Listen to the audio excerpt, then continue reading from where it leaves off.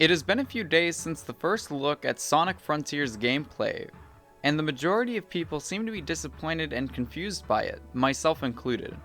Ever since the live stream, I have been watching a good handful of people reacting to the footage and seeing how they feel about what was shown.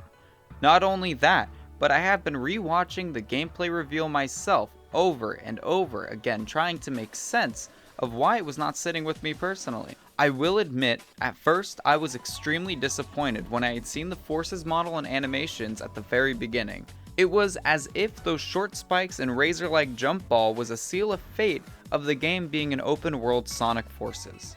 After watching way too many reaction videos and sitting on the footage for a few days, I was able to look past my initial gut reaction and really think about how Sonic flowed in the open world.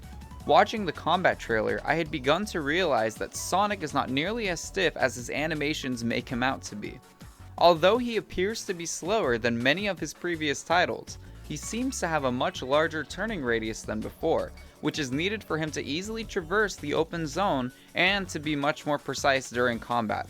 Instead of having his normal boost where Sonic is invulnerable and can just plow through enemies, it looks like he now just has a speed increase where he is able to take damage.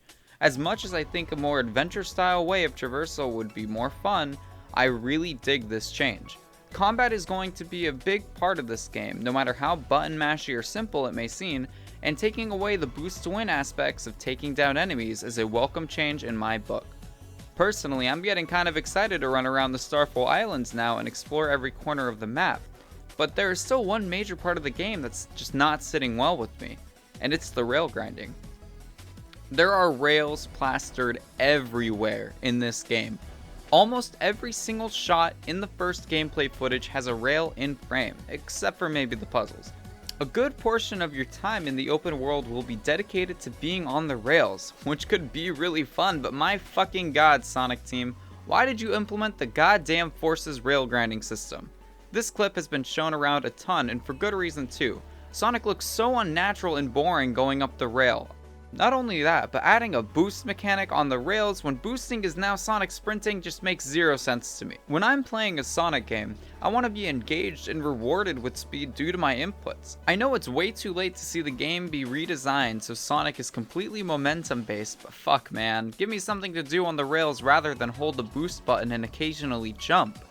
I've recently replayed a ton of Project 06 for PC and really loved the rail grinding in that game. So in the test stage for Project 06, there's a rail right here. It's kind of hard to see.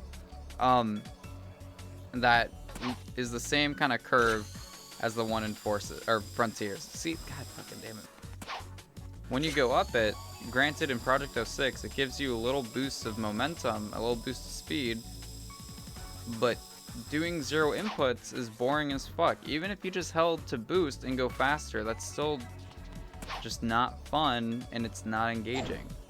But what 06 did and Project 06 has is the little rail hop, which whenever you do it, you get a little animation and you increase speed.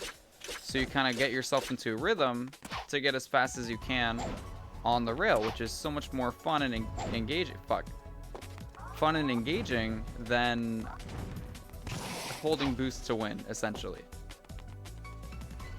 Because now, even though there aren't any enemies on the rail, boosting gets you as fast as you go, and it's uninteresting and uninspired, and it's just not fun and cool, especially since it looks like boosts, since it's just you sprinting, is unlimited in this game. So now it's just even more redundant and just does not look as fun. So I'll do another example on this rail right here. Start really slow and then you gain the speed and you go faster and faster. And if they had some simple momentum too, does not have to be like Sonic Adventure 2 where you're flying, but like even just a little bit of going downhill force will give you speed, would make the grinding so much more fun that people won't mind that there's flying rails everywhere. Because they'll just be like, oh, hey, at least it's fun to traverse, it's fun to go up these things and go down them. Hell, even like let Sonic lean a little bit. I know Sonic can lean in this game, like in like Sonic Adventure 2 and Heroes, and it might not do a whole lot, but oop. Oh my god, Sonic. But let me get up to speed. You feel so much more engaged and you can look more cool while doing it, which will be a lot of fun for a lot of people. And besides, there are already going to be so many dash panels, you're already going to be going fast. Let us have more control. Let us control Sonic and have him play and look like how we want him to be. Alright, back to being scripted. Rails are far from being the worst parts of Sonic Frontier's reveal. We have also had egregious pop-in and automation complaints, but I think the one key aspect that is really digging the grave for this game is the god-awful animation. Sonic Team, you have to be fucking kidding. You guys are supposed to be a AAA studio, yet you can't even begin to match the animations you had 10 plus years ago. Sure, Sonic has a few idle animations they added, but my god, he looks so lifeless moving around the open world. It just blows my mind how rough and broken the animations are. Sonic Team, you've created an open world game, yet you seem to not care about the one dude players will be staring at for the majority of the game. While I was typing up the script, I couldn't help but think of Sunset Overdrive. That game also features an open world and rail grinding, but unlike what we have seen in Sonic Frontiers, the animations are what make the game feel exciting and alive. The way the protagonist bounces around from car to rail to wall is exhilarating due to the fluid and fun animations. Hell, you don't go nearly as fast as you do in Sonic games, but you feel like a badass. I used to just rail grind from one side of the map to the other because it looked so satisfying and it was entertaining to do so. If Frontiers had many more animations and animation variation, then getting from point A to B would be so much more interesting and fun than it looks right now. The game is going to have automation, but Sonic Team, you need to make the automation at least fucking look good. God, that felt awful to say. There is still a ton more to see of Frontiers, and at the time of writing the script, we have quite a few days till Summer Game Fest.